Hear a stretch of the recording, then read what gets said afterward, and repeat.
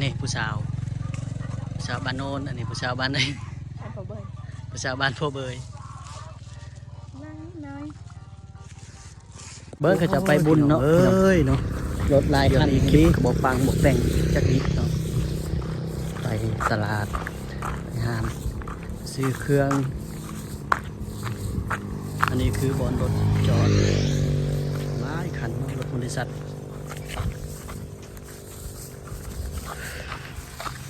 ฝากกดไลค์กดแชร์เด้อกดติดตามเด้อพี่น้องเด้อให้กำลังใจอุดหนุนแด่พวกFC บ่ได้ช่วยเงินแต่ว่าช่วยกันเบิ่งการชมติดต่อนี่แหละการแชร์การติดตามในตัดมาก็ได้คิดนึงอะไรเนาะก็ยังดีว่าบ่ได้ช่วยยังเนาะฉะนั้น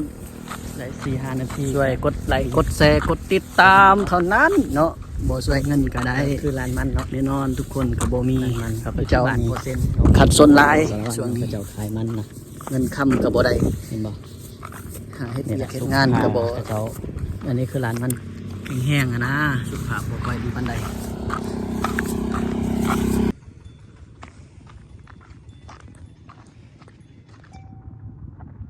หัวโลมันโอ้ 1,080แล้วเด้อ1,080กีบบ่แม่น80คัน 1,100กับใครเนี่ยนะ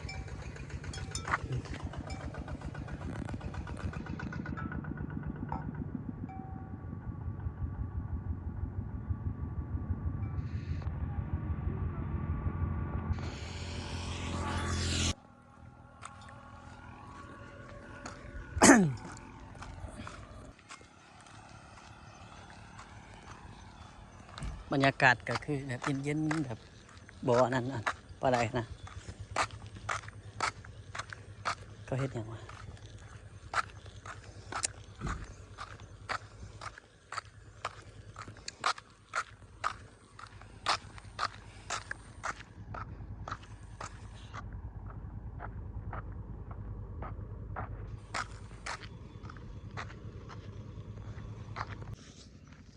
ภาพบรรยากาศในมื้อนี้ก็คือแบบมันเย็นๆแล้วก็อากาศหนาวๆเด้นะผู้ใดที่บ่มีคู่บ่มีสู่บ่มีแฟนนั่นน่ะก็บ่มีเมียก็บ่มีผัวก็คือว่าหนาวเนาะถ้าว่าผู้ใดมีคู่ก็อุ่นๆแน่หน่อยนึงนะ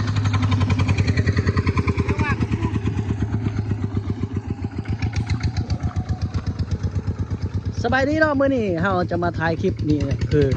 บอนเขาเจ้าจอดรถเนาะเขาเจ้าจอดรถของบริษัทเนาะนี่ก็คือหลายลีรถกันนี่เป็น 400-500 คันนี่คือสาวเราจะมาถ่ายคลิปเนาะให้ทุกคนได้เบิ่งได้ชมเนาะอันนี้ก็คือรถของบริษัทที่เขาเจ้าขุดคนบัวแห่เนาะมาแต่ก็ลืมนะก็คือนี่แหละเขาเจ้าจอดเนาะจอดปะไว้อยู่นี้ก็จำนวนประมาณ 400-500 คันนี่แหละอยู่นี่เนาะเอาก็บ่ได้นับเอาประมาณเอาก็นี่แหละจะพาทุกคนได้เบิ่งเนาะได้ชมนำกันเนาะคลิปข้าพเจ้าก็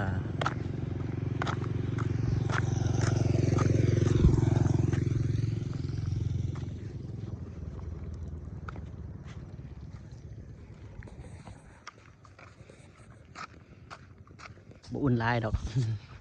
แต่ข้าพเจ้าก็จะถ่ายแต่นี้ฮอตพุ่นเลยฮอตบานพุ่นเลยได้อยากให้ทุกคนติดตามไว้ว่าคลิปต่อไปมันจะเป็นคลิปแนวใดเนาะข้าพเจ้าก็บ่ค่อยมีงบประมาณที่จะเฮ็ดจะลงคลิปแดสวยๆเนี่ยผู้สาว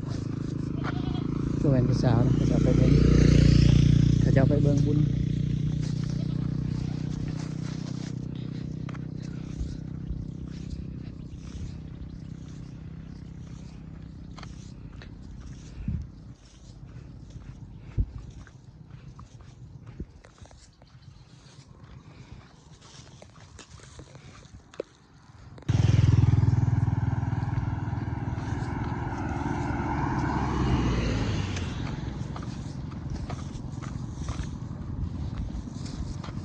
คอยก็สิไปคือกันจะหน่อย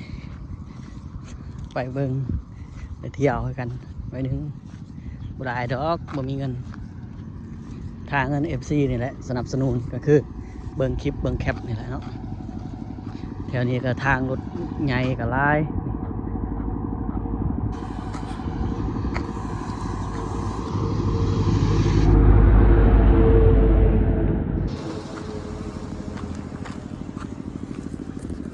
เราก็จะเอาไปขายมันอันนี้กลับแหละหรือว่าเขาตั้งไปขายอยู่นี่บ่พออยู่นี่โล80กีบ1,080กีบ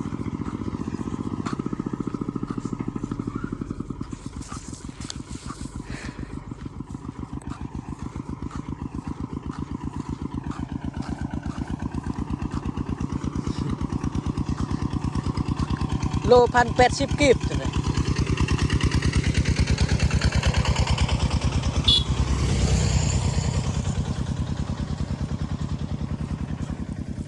นี่บรรยากาศบานคอยเนาะบานโน่นหรือว่าบานเปอร์เซ็นต์น้อยคุมน้อยนะประมาณบานน้อยดอกคุมน้อยเนาะคุมที่กระเจ้าใหญ่มาแต่บานใหญ่พุ่นอันนี้คือบานอยู่ปัจจุบันของข้าพเจ้าเนาะ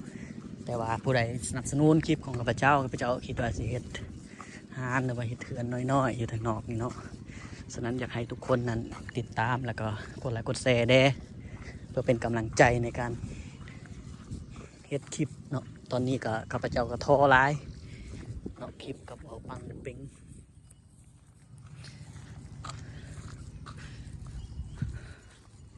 ก็จะพาท่านผู้เบิ้งเนาะหรือว่าผู้ชมได้เบิ้งบ้านเนาะบรรยากาศของบ้านอันนี้คืออาหารเวียดแล้วก็รถมันมีหลายคันเนาะก็จะไปเบิ้งบุญทรงเฮืออยู่เมืองโตยแขวงสะร้อนนี่แหละ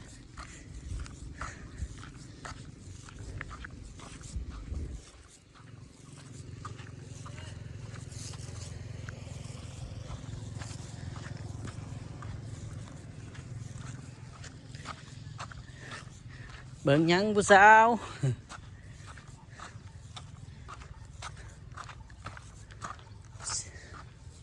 มาให้ตายฮะ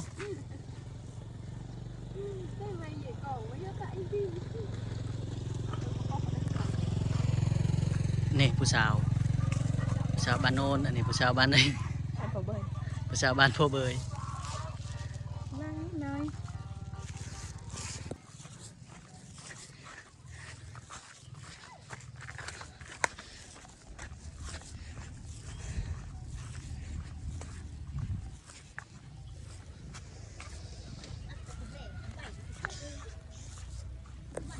สู้ไอ้บ้าเกินแรงให้ปิดทาง